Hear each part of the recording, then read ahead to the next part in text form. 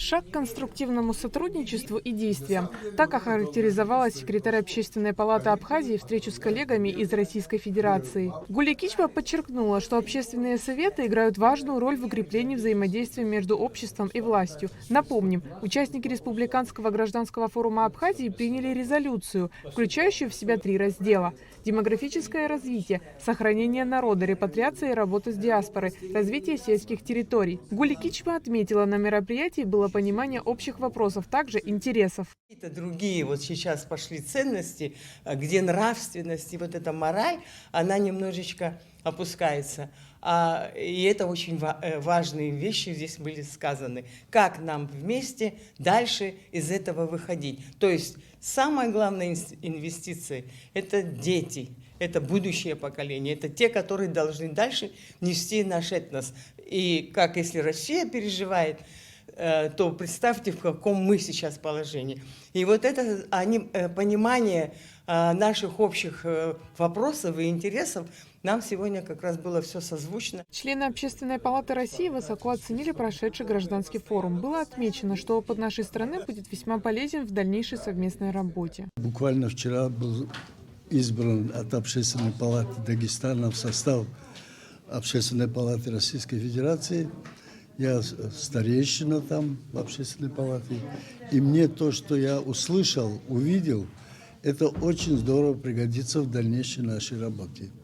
Мы будем больше общаться, будем приглашать на наши мероприятия, на совместные мероприятия, совместные круглые столы. И это взаимообогащение придет нам всем в пользу.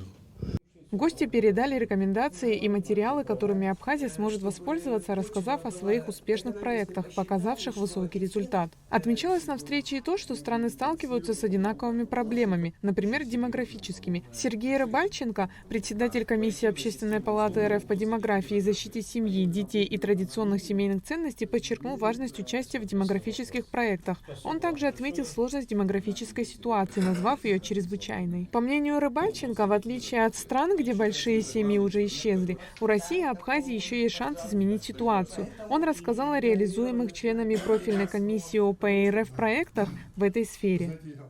Это ясли и няни. Мы сделали систему добровольной сертификации. Мы разработали профессиональный стандарт нянь. По нашей инициативе был разработан, утвержден Минтрудом. Разработали программу для обучения, сделали ее онлайном. В онлайн вывели. И даже во время ковида мы даже экзамены стали принимать онлайн. Мы на сегодняшний день обучили уже более 1000 нянь и 300 нянь сертифицировали. Потому что помимо обучения нужно, чтобы няни показали, что у них нет судимости, что у них есть медицинская книжка. И все это является основанием для реестра, где можно все это проверить. Мы готовы с вами поделиться нашим опытом.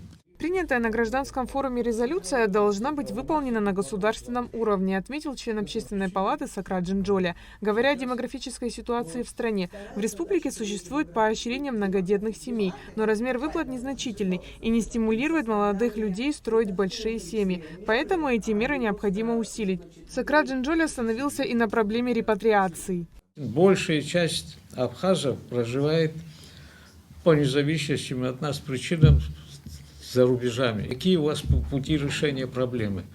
Один из путей – это возвращение наших соотечественников вот из этих стран. Здесь очень много проблем встречается.